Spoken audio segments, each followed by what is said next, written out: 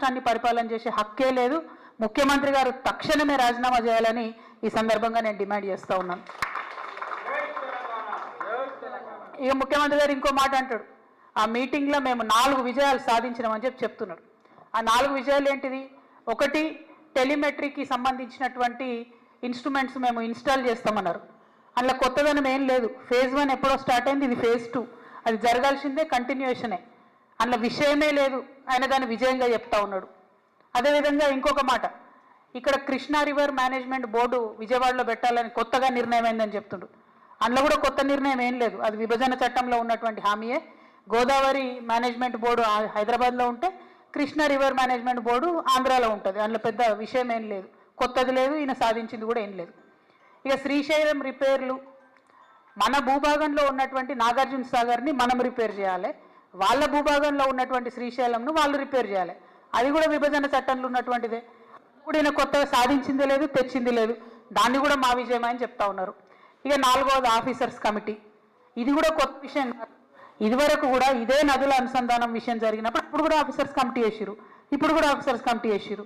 ఇప్పుడు ఆఫీసర్స్ కమిటీలో తెలంగాణ అంశాలన్నిటితో పాటు తెలంగాణకు తీవ్రంగా నష్టం చేసేటటువంటి బనకచెర్లను కూడా యాడ్ చేసిండ్రు.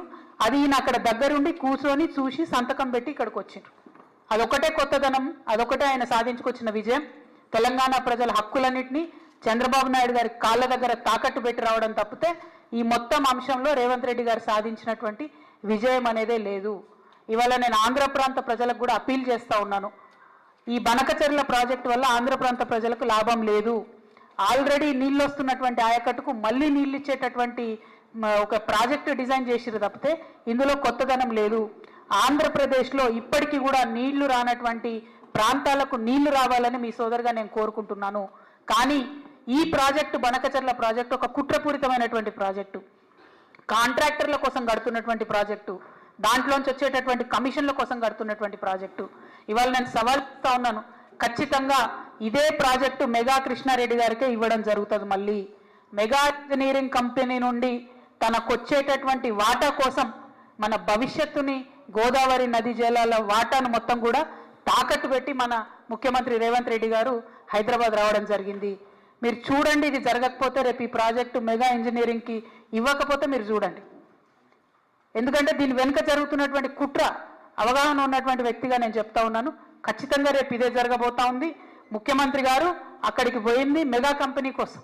మెగా కంపెనీలో 85,000 కోట్ల ప్రాజెక్టులో ఆయనకు వచ్చేటటువంటి వాటా కోసం పోయిన తప్ప ఇంకో దానికి పోలే. ఇంకొక మాట, central water commission, Godavari river management board, Polavaram project authority, ఇవన్నీ కూడా Banakacherla project pre feasibility report అని ఉంటుంది, దాన్ని రిజెక్ట్ చేసినాయి. అయినా ఎందుకు పోయినరు, అయినా ఎందుకు కూర్చున్నారు? మళ్ళీ బయటకు వచ్చి ఏం చెప్తారు ముఖ్యమంత్రి గారు? ఇదంతా ఉట్టిదే, అనఫిషియల్, ఇది అనఫిషియల్ మీటింగ్ అంటారు. అసలు అనఫిషియల్ మీటింగ్ ఎందుకు పోయింది? మరి అనఫిషియల్ మీటింగ్ 2 రాష్ట్రాల ముఖ్యమంత్రులు, ఒక జలశక్తి, కేంద్ర జలశక్తి మంత్రి ఉంటాడు, దానికి అఫీషియల్గా పిఐబి ఇస్తుందా రిపోర్టు? అంటే అఫీషియల్గానో అనఫీషియల్గానో మొత్తానికైతే చంద్రబాబు నాయుడు గారి ఎజెండా ఇంప్లిమెంట్ చేయడానికి పోయినరు తప్పితే ఇంకోటి కాదు అన్న విషయం ఇవాళ తెలంగాణ ప్రజలందరూ కూడా గమనించుకోవాలి. ఈయన చంద్రబాబు నాయుడు గారికి సర్ది మోస్తున్నాడు, తెలంగాణ బిడ్డలనేమో ఎండబెట్టేటటువంటి ప్రయత్నం చేస్తున్నాడు. ఈ వైఖరిని మేము తీవ్రంగా విమర్శిస్తూ ఉన్నాం. మేము తెలంగాణ జాగృతి నుండి, మీ అందరికీ తెలుసు, ఇదివరకు ఉమ్మడి ఆంధ్ర రాష్ట్రంలో ఉన్నప్పుడు కూడా పోలవరం ప్రాజెక్టు మీద న్యాయ పోరాటం చేసినాం. ఇవాళ మేము చూస్తున్నాం, కాంగ్రెస్ పార్టీ తెలంగాణను ఫెయిల్ చేస్తున్నది. భారతీయ జనతా పార్టీ అయితే మాటనే మాట్లాడతలేదు.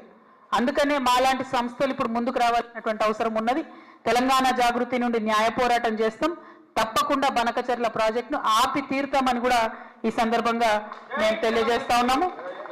మరి తెలంగాణకు అన్యాయం జరుగుతుంటే మేకపోతు గాంభీర్యం ప్రదర్శించి ప్రజలను మోసం చేస్తున్నటువంటి ముఖ్యమంత్రి గారు ఖచ్చితంగా నేను రిజైన్ చేయాలని చెప్పి కోరుతా ఉన్నాను.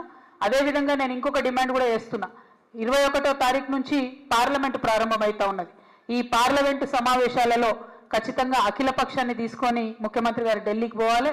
ఒకటి బీసీ బిల్లు విషయం, 2 బనకచెర్ల విషయం, 2 కూడా సాధించుకొని రావాలని చెప్పి ముఖ్యమంత్రి గారిని నేను డిమాండ్ చేస్తూ ఉన్నాను. మళ్ళొక్కసారి ఆంధ్ర ప్రజలకు, ఆంధ్ర ప్రాంత ప్రజలకు కూడా నేను రిక్వెస్ట్ చేస్తున్నా, ఇది కాంట్రాక్టర్ల కోసం, అవినీతి కోసం కట్టేటటువంటి ప్రాజెక్టు తప్పితే ప్రజా ప్రయోజనాల కోసం కట్టే ప్రాజెక్టు కాదు. మా ప్రాంతమైనటువంటి తుపాకులగూడెం నుంచి నదుల అనుసంధానం జరిగితే తెలంగాణ ప్రాంత ప్రజలు కూడా బాగుంటారు, ఆంధ్ర ప్రాంత ప్రజలకు కూడా వచ్చేటటువంటి హక్కుపుక్తమైనటువంటి నీళ్ళన్నీ కూడా వస్తాయి. కాబట్టి ఈ విషయంలో ఆంధ్ర ప్రాంత మేధావులు ప్రజలు కూడా ఆలోచించాలని చెప్పి, పునరాలోచించాలని చెప్పి చంద్రబాబు నాయుడు గారిని కూడా నేను రిక్వెస్ట్ చేస్తూ తక్షణమే బనకచెర్ల ప్రాజెక్ట్ ఆపాలే, ఆపకపోతే మాత్రం మేము న్యాయ పోరాటం చేస్తాం. ఈ దేశంలో న్యాయ వ్యవస్థ మీద మాకు నమ్మకం ఉన్నది. మా ముఖ్యమంత్రి యొక్క అచేతన స్థితికి మేము చాలా బాధపడతా ఉన్నాం. ఆయన తక్షణమే రాజీనామా చేస్తే ఈ రాష్ట్రానికి మంచిదని కూడా మేము కోరుతా ఉన్నాం. Thank you. జై తెలంగాణ, జై జాగృతి.